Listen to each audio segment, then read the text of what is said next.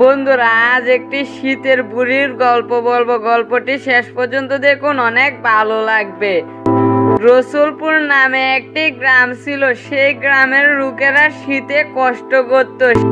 সেই রাতে ওই গ্রাম দিয়ে যাচ্ছিল একটি বুড়ি। সে দেখতে পেল শীতে কাঁপতেছে একটি বাচ্চা।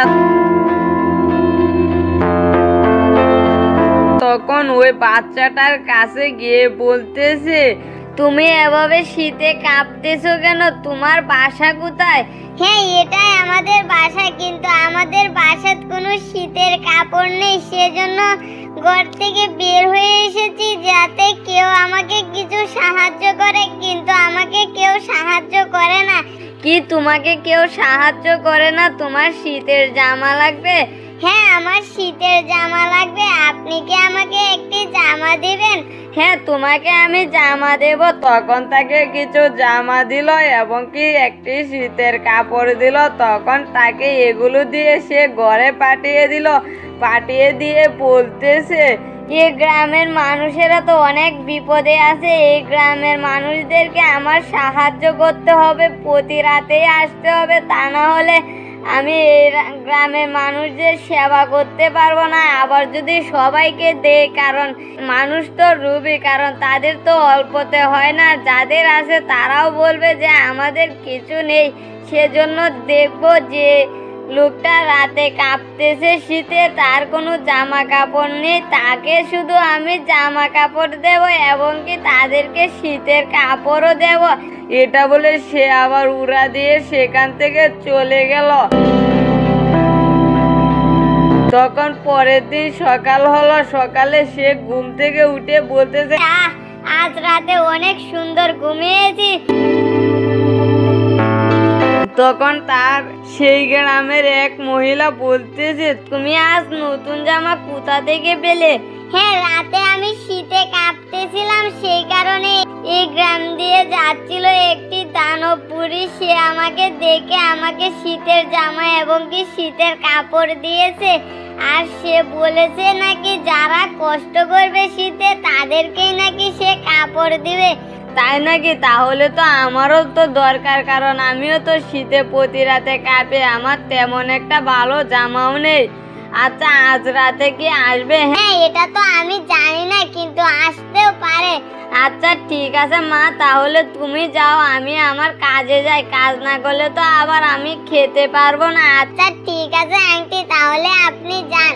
এটা বলে সেই বাচ্চাটা সে খেলতে চলে গেল। আবার ওই মহিলাটা সে কাজ খুঁজতে বের হলো। ওই রাতে আবার সে বলতেছে, না এখন তো রাত হয়েছে, ওই বুড়িটা যদি আসে তাহলে ওই বুড়িটাকে আমি বলবো যে আমার শীতের জামা দেওয়ার কথা। তখন এটা বলে সে বসে আছে।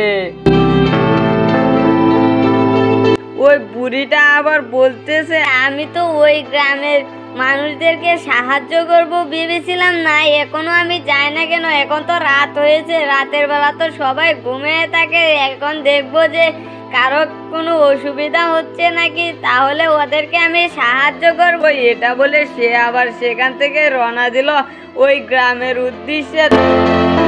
তখন সেই গ্রামে গিয়ে দেখে ওই মহিলাটা বসে আছে। তখন ওই মহিলাটার কাছে গিয়ে বলতেছে, তুমি এভাবে রাতের বেলা এভাবে বসে আছো কেন শীতের মধ্যে? হ্যাঁ, আমি বসে আছি। আমি শুনেছি নাকি আপনি সাহায্য করেন যারা অসহায় এবং কি গ্রামের এই শীতে যাদের জামা কাপড় নেই, আপনি নাকি তাদেরকে জামা কাপড় দেন। হ্যাঁ, তুমি শুনেছো কার কাছে? একটি বাচ্চাকে নাকি আপনি রাতে সাহায্য করেছিলেন? হ্যাঁ, আমি তো করেছিলাম, কিন্তু সে কি তোমাকে বলেছে? হ্যাঁ, কিন্তু আমি তো যাদের আছে তাদেরকে সাহায্য করি না।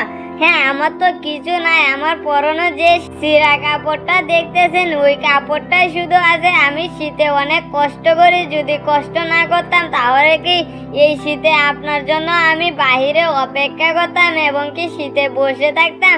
হ্যাঁ, কথা তো ঠিকই বলেছো। এই শীতে তো যাদের আছে তারা তো বসে থাকার কথা না। আচ্ছা ঠিক আছে, তাহলে তোমাকে আমি সাহায্য করব, কিন্তু যাদের আছে তাদেরকে বলবে, আমি তাদেরকে কিছু দেব না। আচ্ছা ঠিক আছে, আপনি তাহলে আমাকে সাহায্য করুন। তখন তাকে কিছু জামা এবং কাপড় দিয়ে সেখান থেকে আবার ওই দানবটা চলে গেল।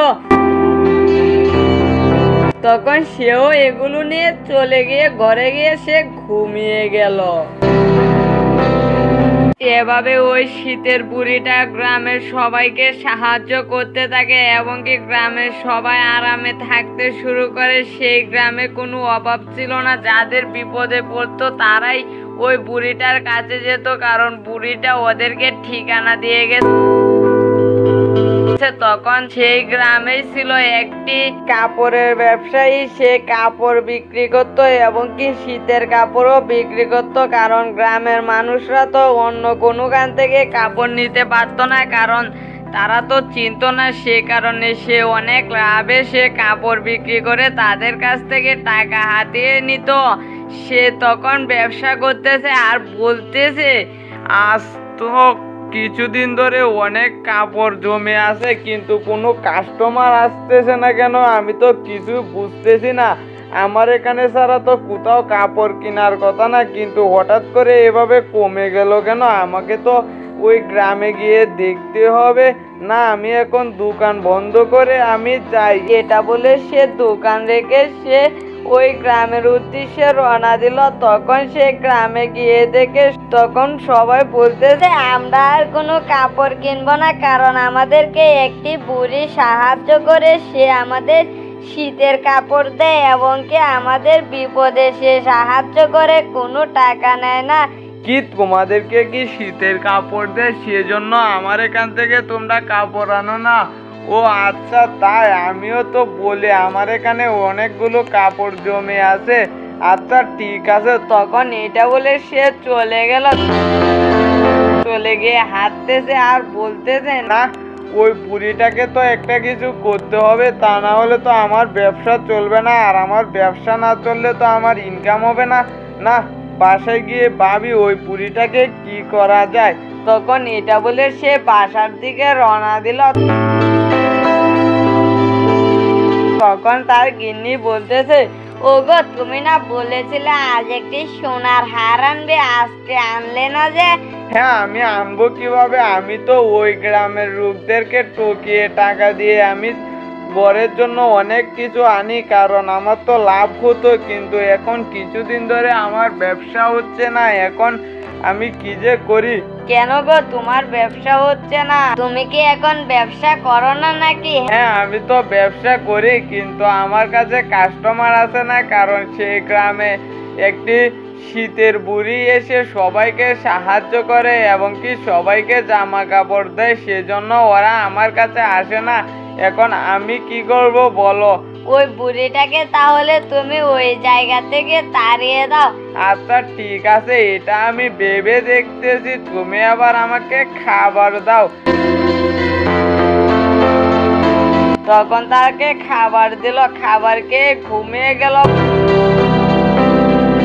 পরের দিন সকালে উঠে বলতেছে, না, ওই বুড়িটার কাছে গিয়ে ওই গ্রামের লোকদের কথা ভুলভাল বুঝিয়ে ওই বুড়িটাকে ওই গ্রাম থেকে আমি তাড়িয়ে দেব। এই বলে সে ওই বুড়িটার কাছে যাচ্ছে। বন্ধুরা, তারপর কি হয়েছিল ওইটা দেখতে হলে কমেন্টে পার্ট 2 লিখে যাবেন, আর আমার চ্যানেলে নতুন হয়ে থাকলে চ্যানেলটিকে সাবস্ক্রাইব করে দিয়েন।